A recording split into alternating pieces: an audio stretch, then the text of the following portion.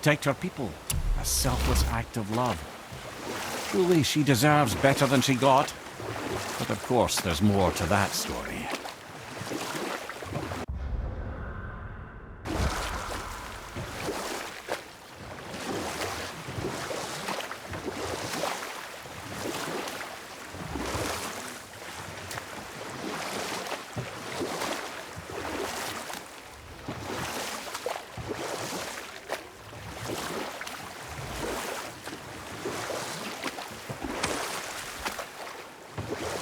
This is where the tower to Jotunheim should be.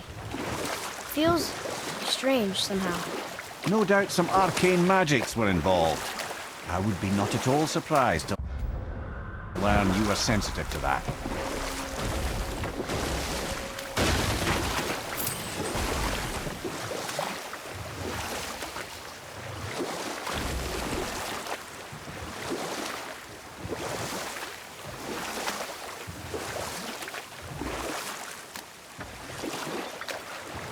We can beach over here.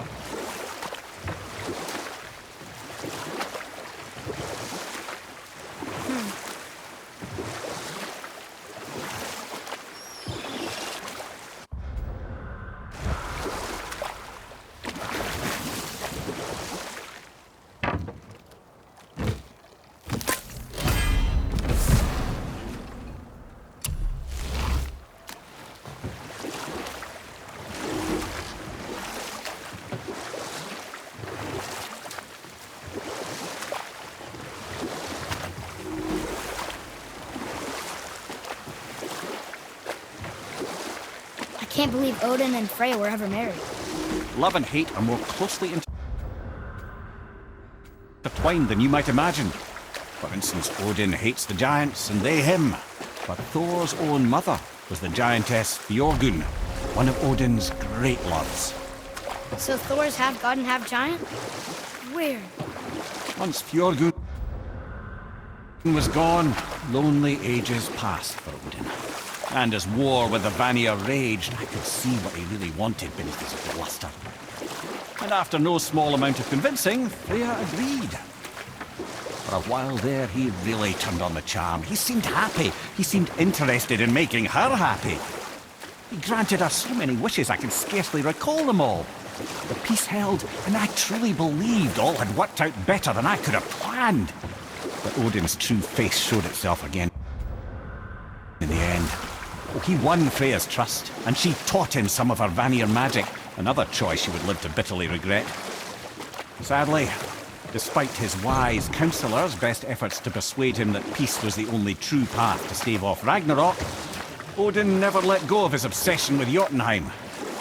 The taste of Vanir magic led him to new forms of experimentation and new levels of depravity.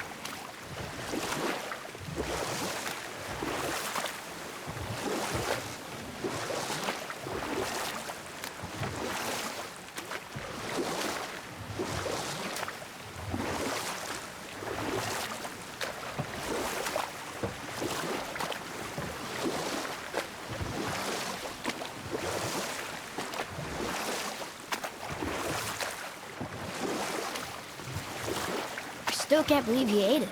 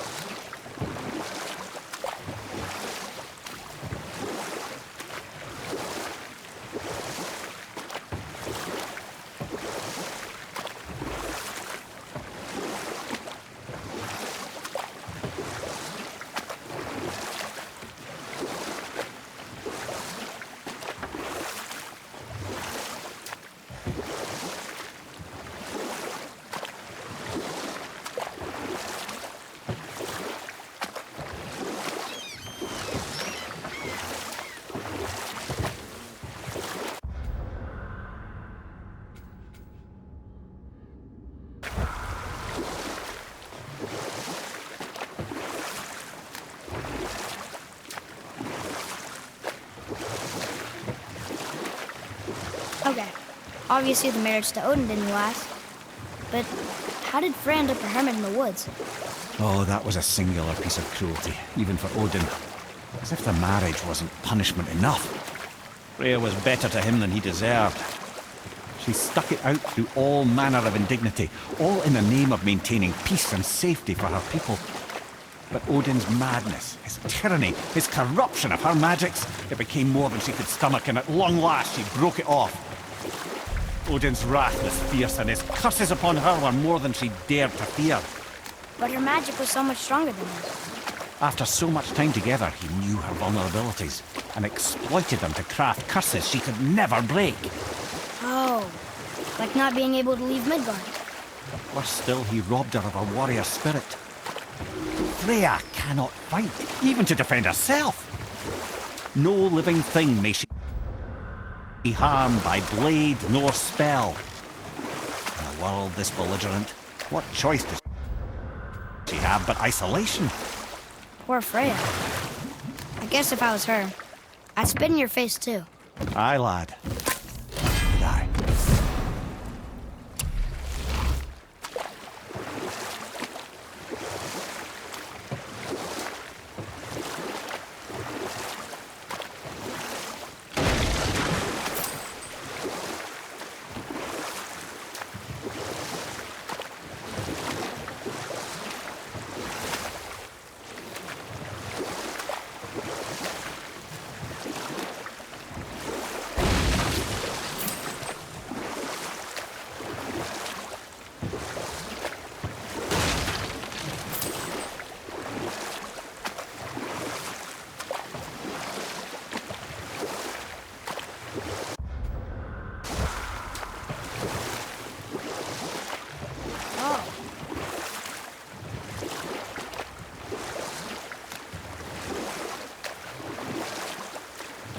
See something down there.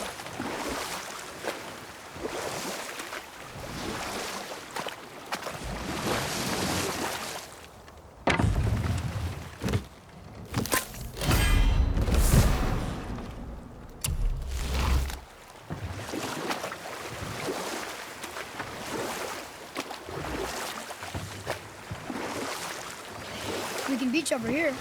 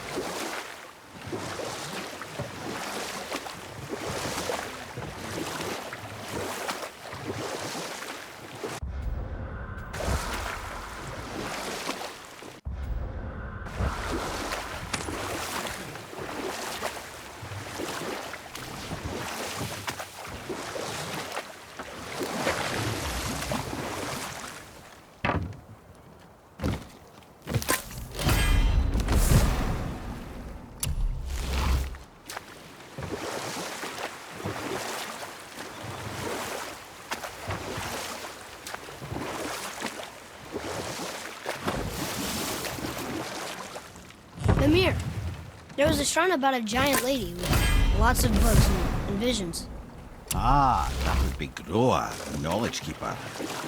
She was a gifted sorceress who gathered every tome of arcane wisdom she could find in the realms. All in the hopes of augmenting her powers of prophecy, that she might find her lost husband, Arvantio. But it was not her husband she would glimpse in her visions. For it was Groa, seeing longer and farther than any before or since, who witnessed Ragnarok, the end and the beginning. When Odin caught word of her ultimate prophecy, he maneuvered to obtain her knowledge and hoard it for himself. Groa knew Odin as a long-time patron of her services, and so she welcomed him into her library as a friend. What she did not know is that Odin himself was behind her husband's disappearance. Having used his enchantments to conceal his death at Thor's hands from her sight.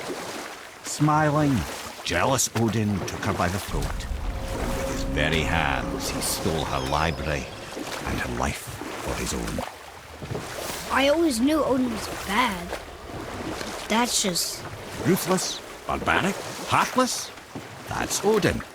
In fact, we would do well to sit here in silence for the next few moments and reflect on Odin's capacity for cruelty. And so... Reflect longer.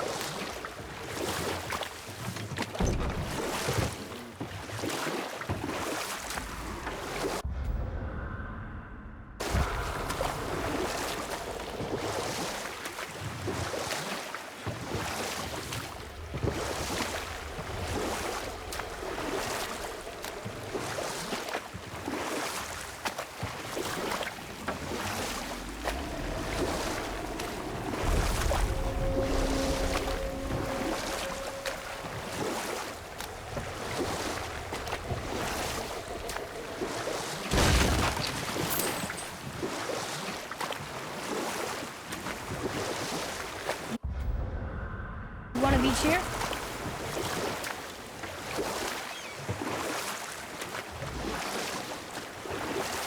There's something down there.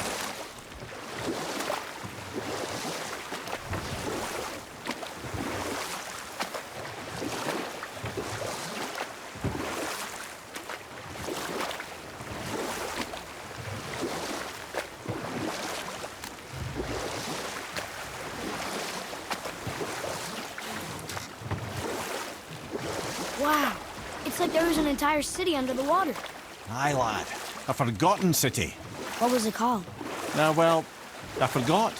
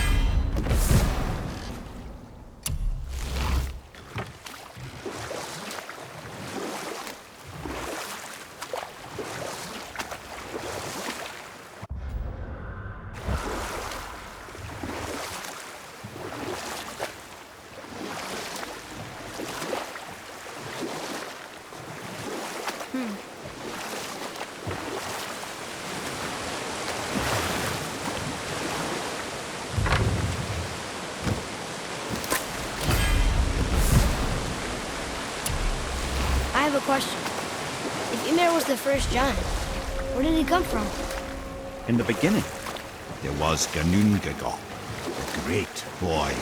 There were no realms yet, only primordial forces. There was fire, and there was ice. And there in the void, they met and produced Water? more than water. The mystic lifeblood of something entirely new. From this water, Ymir took form and became a being of pure creation and chaos, mother and father to all that came after.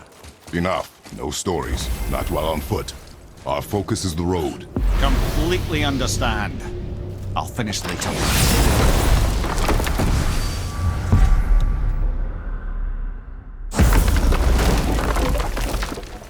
We're not getting in there without a key.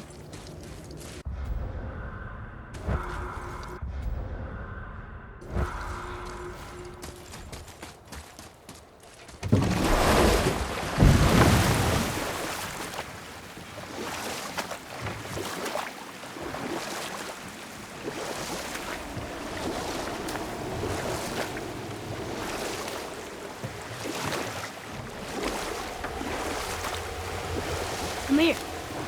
Can you finish that story you started? I can indeed. Where were we?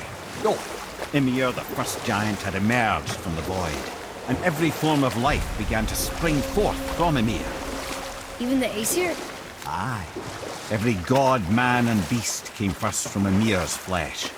Though it was the Aesir who thought themselves so superior that they should hold dominion over the rest of creation. It was Odin who took arms against his creator and spilled Ymir's lifeblood with his spear. A necessary evil, he would say, to bring order to the realms. From Ymir's torn flesh, Odin would fashion the realm of Midgard for his own. called himself All-Father, as if he was the creator, and not the creator's destroyer.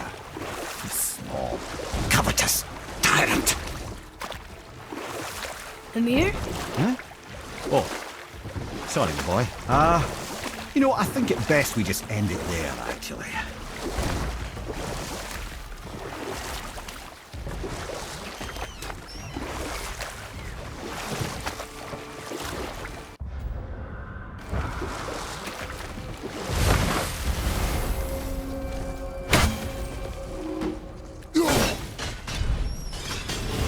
Okay, here we go.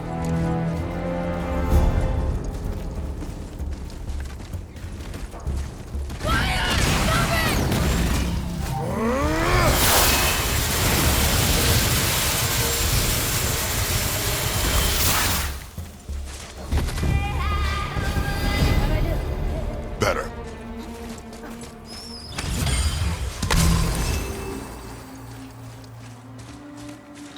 It's another one of those maps.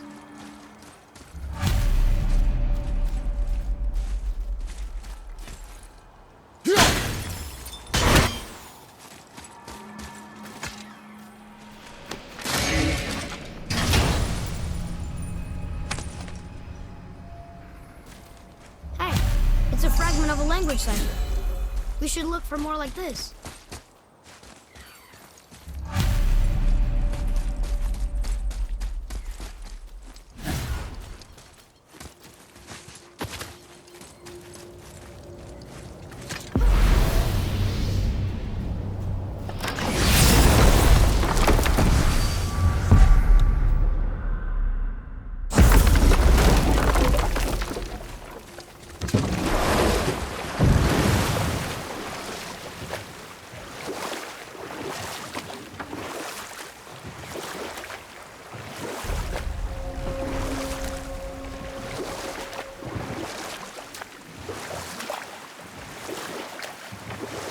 Should we dock here?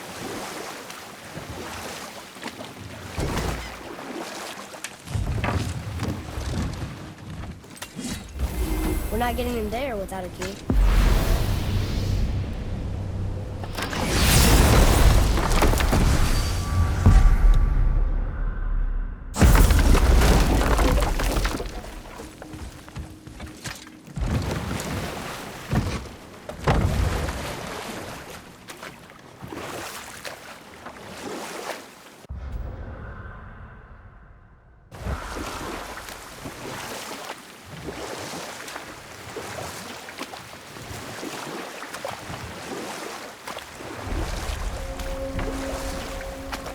Ed, you are full of stories.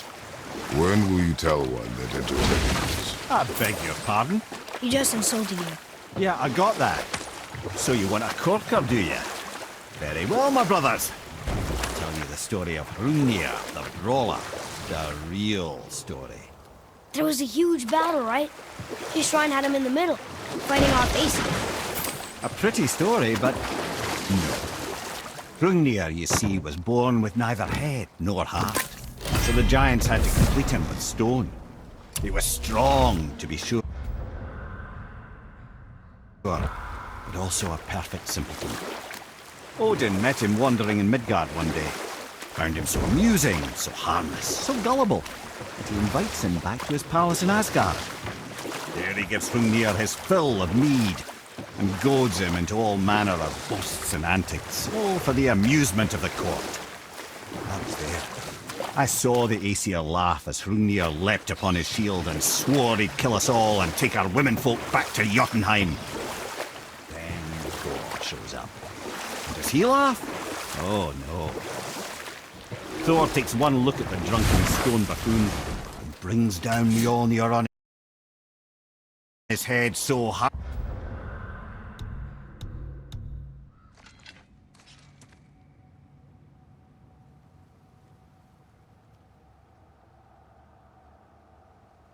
that he's got chunks of Hrungnir in his